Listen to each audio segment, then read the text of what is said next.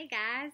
Sorry about the little mix up, not posting that chapter on Friday. That was crazy. I don't know what happened. I probably got busy with Emma and Carson or something, but I'm back on track today. So if you listened to chapter 4, you saw that Annabelle and Tiffany accidentally got into no, sorry, chapter 3 was when they got into the backpack. Chapter 4 is them at school and they're starting off sitting on the shelf, and Annabelle is a little hesitant about exploring, but Tiffany says, we have to. When are we ever going to be back at school again? So they are exploring the school, and then they go into a kindergarten classroom, and Tiffany's discovered on a bookshelf, and the kids start playing with her.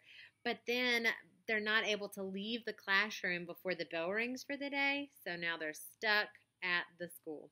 Stuck at the school for the night. Kate's already gone home. So chapter 5 is called Miss Feldman Rules. So let's see what happens. The night that Annabelle and Tiffany spent in Kate's school was like no other Annabelle could remember. At first, Annabelle could do nothing but worry. She worried that Kate would notice she was missing. She worried that Nora would notice Tiffany was missing. She worried about what the humans would think and whether the rest of their families could go into doll state because of what the girls had done. And of course, she worried about the dolls and the fun crafts, certain they would be terrified. Although, as Tiffany pointed out, Auntie Sarah must have seen the girls disappear into the backpack. She would be able to figure out where they were. I didn't think about that. Eventually, Annabelle managed to stop worrying. Once she and Tiffany were certain the building was empty, Tiffany drove them through the hallways in a wooden dump truck they borrowed from Miss Eckhart's room. That's the kindergarten classroom they were stuck in. They investigated the cafeteria, the gym, the nurse's office, and Principal Hale's office. They read some books in the library. They looked at each other through a magnifying glass in room 201. They shouted and sang as loudly as they pleased. Here's a picture of them looking at the magnifying glass. She's all zoomed in on there. At last, though, they decided to locate Kate's room. They wanted to be able to watch Kate arrive the next morning. When they finally came across a classroom with a display of family photos on the bulletin board and saw a picture of Kate and Nora and their parents and Grandma Catherine, they knew they were in the right place. They looked around until they found a cardboard carton. It was labeled MISC. That stands for miscellaneous, which just means like kind of random stuff you don't know where to put anywhere else. It had no lid, and it was full of dusty papers and rubber bands and pencils and boxes of chalk. Best of all, several small holes had been poked in the sides, perfect for seeing without being seen. The girls didn't know what MISC meant, but they decided it probably wasn't important. So they crawled into the carton and settled down for the night. In the morning, they watched as the darkness. So remember at the end of last chapter I said I was kind of worried that it might be a Friday and they were going to be stuck over the weekend. It sounds like it might not be. Like it might be a school day. In the morning, they watched as the darkness in their room lightened to gray and then as sunshine crept in. Pretty soon, thought Annabelle, Kate will be here. Annabelle knew she would feel better just seeing Kate. The clock on the wall said 8 o'clock exactly when Annabelle heard footsteps in the hall. She nudged Tiffany, and a moment later a tall woman carrying a thermos and 2 heavy tote bags walked into the room and set her things down on the teacher's desk. That must be Miss Feldman, Annabelle whispered to Tiffany. She looked at Miss Feldman with interest. Kate claimed to love her 4th grade teacher. Annabelle had heard Kate tell Grandma Catherine that Miss Feldman was nice and fair and not mean and always listened and didn't have a teacher's pet. And also that she thought up fun projects for Kate and her classmates. The dolls watched as Miss Feldman poured herself a cup of coffee from the thermos, then worked at her desk. After a while, she stood up and wrote a list of words on the green chalkboard behind her. She found a book and marked a place in it. She fed a hamster playing in a cage near her desk. She had pulled a sheaf of papers out of the folder and was starting to read them when Annabelle heard noisy voices in the hallway. Miss Feldman glanced up. "Hi, Miss Feldman," called 2 boys as they ran into the classroom. "Good morning, James. Good morning, Ben. Are you ready to start our new project today?" "Yes," replied James. "And I know who I'm going to interview. My great Aunt Bess. She used to play baseball." 3 more children entered the room then. Annabelle looked eagerly for Kate. She squirmed and wiggled. "What are you doing?" whispered Tiffany. "Hold still. I'm just trying to see. Where's Kate? She'll be here." Annabelle watched as 3 more boys and 4 girls entered the room. No Kate. Where is she? Asked Annabelle. And suddenly, there was Kate. She skipped into the room with two other girls. Good morning, Kate. Good morning, Harmony. Good morning, Ayanna, said Miss Feldman. Harmony and Ayanna. Those girls are Harmony and Ayanna, exclaimed Annabelle. Annabelle, Tiffany hissed, you really have to be quiet. Someone's going to hear us. You don't want us to go into doll state today, do you? If that happened, we'd be stuck here for 3 more days because today is Friday, and you wouldn't come home and you wouldn't come around until tomorrow, which would be Saturday. And okay, said Annabelle, but she didn't feel grumpy, only excited and about finally seeing Kate and seeing her outside the house on Weatherby Lane. This was such a wonderful opportunity that Annabelle even forgot about her family, who was certain must be very, very worried back home in the dollhouse. Through the hole in the box, Annabelle saw Kate sit at her desk and put some papers and books inside it.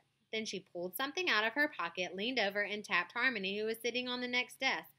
Cool, said Harmony. Oh, cool, said Ayanna as she joined them. Oh, cool, said a sing-song voice from behind them. Kate, Harmony, and Ayanna turned around sharply, and Kate stuck her hand back in her pocket. Go away, Francine, said Ayanna. Annabelle nudged Tiffany, who nodded. Here was awful Francine. She didn't look awful, though, Annabelle thought, just like any other kids in the room. I read that wrong. That last part, in a sing-song voice, would be like, oh, cool, like she was kind of making fun of the girls. Nice socks, Francine said to Kate. Where'd they come from? The baby department? No, exclaimed Kate. Francine, could I see you at my desk for a minute? Asked Miss Feldman. Francine made a face at Kate, then approached the teacher's desk. Yes, Miss Feldman, she said sweetly. Miss Feldman looked gravely at Francine. I'm thinking of something that's in the lobby of our school, she said. Something on the wall. Do you know what it is? Before I keep reading, here's a picture of Tiffany and Annabelle. They're in that box, and that's the little hole that they're, they got 2 holes that they're looking out of in the box. Francine screwed up her face. For a moment, Annabelle thought she might give Miss Feldman a smart answer like, paint. But finally she said, our pride sign. That's right. Tell me what our pride sign says, please. Francine let out a great sigh. Friendship, trust, responsibility, and kindness, she recited. Yes, and when I hear you speaking to your classmates the way you spoke to Kate just now, I think you've forgotten about that sign. And about your class friendship rules, how do you think Kate feels when you talk to her like that? Did she look happy? No, replied Francine. Miss Feldman didn't say anything, so finally Francine added, she looked like her feelings were hurt. And hurting someone's feelings on purpose is not allowed in this room. Please remember that, Francine. Okay. Annabelle watched fascinated. No wonder Kate sometimes said, Miss Feldman rules. Tiffany was also watching, of course, and now she turned to Annabelle on the box, grinned, and raised her fist in the air. Miss Feldman called Kate to her desk then, too. Kate, she said, Francine has something to say to you. I'm sorry, Kate, said Francine. Annabelle thought Francine sounded like Talking Tammy, a doll Nora used to own. She hadn't been a living doll, thank goodness. When Nora pulled the string in the back of Talking Tammy's neck, the doll said, I'm hungry, or nighty-night, or bye-bye, or I love you, all in the same flat, dull voice. Francine doesn't mean it, Annabelle whispered to Tiffany. I wonder why she's so nasty. She's a bully, Tiffany replied. Bell rang, causing Annabelle to jump slightly. Miss Feldman called the class into order, and Annabelle and Tiffany spent the next few hours watching Kate and learning about nouns and the 13 colonies and tall tales and multiplication. So there's them looking out of their box again. Annabelle was wriggling with excitement again. She wished she could somehow attend a school for dolls. She knew that if she could go to school, she would never be bored again. She wished, too, that Auntie Sarah were with her. Auntie Sarah would love 4th grade.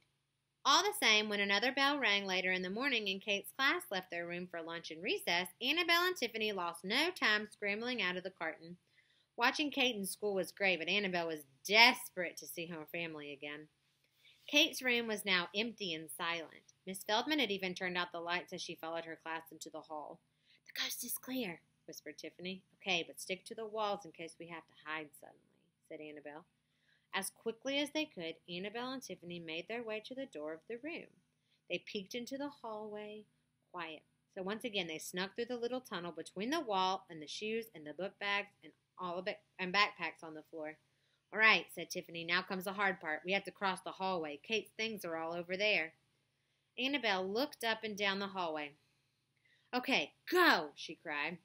The dolls dashed across the open space to the other side of the hall. Look, said Tiffany, when they had safely reached the opposite wall. The scarf's still there. Perfect, replied Annabelle. She and Tiffany stood on top of the scarf. Above them was a coat, and above that the dangling straps of the backpack. Okay, up we go, said Tiffany. The dolls reached up and grabbed the bottom of the coat more easily than Annabelle had thought was possible. So there's them climbing up the jacket. I don't see... Oh, there's Tiffany way up there. Kate must have worn a different coat today, Annabelle decided. This one didn't have as many buttons. But it had enough, just enough to allow Annabelle and Tiffany to scramble upward. When the dolls reached the collar of the coat, they grabbed the straps of the backpack and began to climb them. They had almost reached the tops of the straps when a bell rang, and suddenly the hallway was flooded with children and teachers. Quick, cried Annabelle, alarmed. Hide in here. She and Tiffany dove into the nearest zippered compartment of the backpack. It's kind of stuffy in here, said Tiffany, squirming to find a comfortable position. I know, but we can't let anyone see us. Besides, there's nothing else in this pocket. No rocks or chewed-up pencils. We have the whole place to ourselves. That's true, said Tiffany. And so the dolls settled in to wait for Kate to take them home. So they made their way back to the backpack. They are safely zipped inside. And we'll see what happens next. Remember, this was a Friday, so it's a good thing they made it to the backpack so they won't be stuck there all weekend. So we'll be back tomorrow with Chapter 6. And Chapter 6 is called A True Menace. All right. See you guys tomorrow. Bye.